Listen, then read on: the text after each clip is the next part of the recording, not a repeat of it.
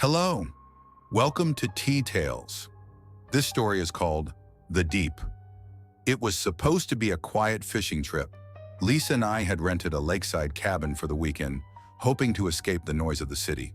She wasn't much of a fisher, but I loved it. The stillness, the patience, the way the world shrinks down to just you, the water, and whatever's waiting beneath. I was on my second beer when Lisa gasped. "Shit!" I looked over. She was staring at her hand. "My ring," she said. "It's gone." She turned her palm, checking her lap, the boat floor, her pockets. But we both knew where it had gone. I sighed. "When did you—" She pointed at the water. "I heard a splash." I leaned over the side, squinting down. The lake was dark, still, almost oily. If it was down there, it was gone. Lisa swore under her breath. "It was loose," she muttered. "I should have—" She stopped. "What?" I asked. She frowned. "I think I see something." I leaned further. At first I saw nothing. Then, a glint. Something metallic, swaying gently, maybe 6 or 7 feet below. Lisa reached for her shoe. "I'm going in." I grabbed her arm. "Are you crazy?"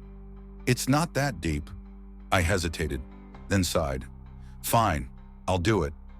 I pulled off my jacket and slid into the water. It was colder than I expected. My breath caught in my throat as I kicked downward. The lake muffled everything. The world became a dull hum. I reached for the glinting object. My fingers brushed it. Cold, smooth. Not her ring. Something moved beside me. I turned. A face. Bloated, pale, swaying gently like a puppet on strings. The mouth was open, lips dark, eyes gone. But that wasn't the worst part. The worst part was the hook. A thick, rusted fishing hook jammed through the cheek, tugging the face upward as if waiting to be reeled in. The line stretched into the darkness below, disappearing into something deeper. I kicked upward, breaking the surface with a sharp gasp. Lisa grabbed my arm. "Did you find it?" I stared at her, shivering. Then I grabbed the side of the boat and pulled myself in. We sat there in silence. Then a voice. "Lose something?" We turned. A man in an old fishing boat, not far off. A heavy-set guy, maybe 60, wearing a faded cap and a jacket that looked older than me. He held a cigarette between 2 fingers, watching us. Lisa spoke first. "My ring," she said, voice unsteady. The man nodded. "Yeah," he said. "Thought so." Something about the way he said it made my skin crawl. Lisa forced a smile. "Have you—" "You should head back," the man interrupted. Lisa blinked. "What?" "Sun's going down," he said. "Things get tricky after dark." My throat was dry. "You fish here often?"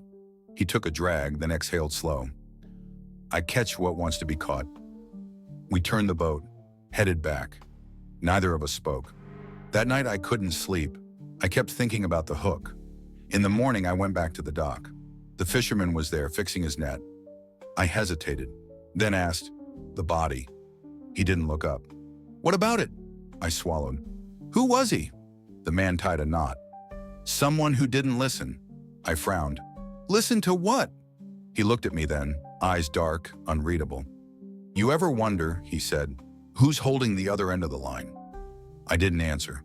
I still go fishing, but never there. Never again. Thanks for listening to this story.